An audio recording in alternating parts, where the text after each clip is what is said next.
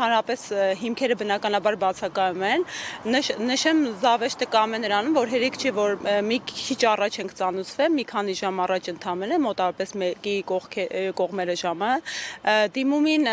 մոտ 1 ժամ առաջ ենք ծանոթացել ու մենք լրիվ վարչարարության շրջանակներում հնարավորություն ունենք հետաձգենք այս արտահերթ նիստը, որպեսզի ողջամիտ ժամկետում ծանոթանանք նյութերին, բայց այնքան զավեշտալի ու այնքան անիրավահեն գործընթաց է, որ բնավ դրա անհրաժեշտ պատրաստվելու կարիք չկար, էլի անհրաժեշտությունը բացակայում է։ Հիմա ընդգծեմ, որ նիստը հարուցվել է այլ դիտորդական առաքելության դիմումի հիմքով։ Սա է մյուս զավեշտը կայանում, այսինքն դիտորդական առաքելությունները այս մի շարք խախտումները թողած արձանագրում են կամ հետևում են մյուս կազմակերպությունների գործունեությանը, բնավ հիմք չկա այդ ներկայացված փաստաթղթերում, մենք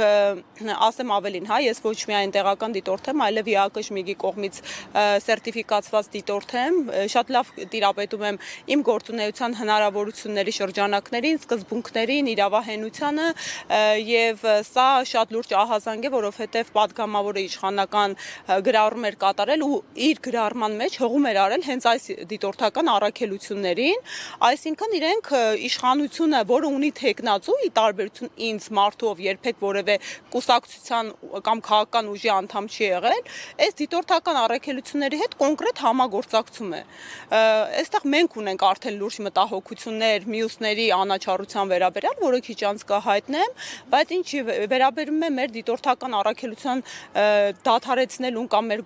հավատարմագրումը դադարեցնելուն, նախ հիմքեր չկան ընդհանրապես, ոչ իրավական, ոչ էլ գոնե բարձրաձայնելու, երկրորդ էլ այս իրավիճակում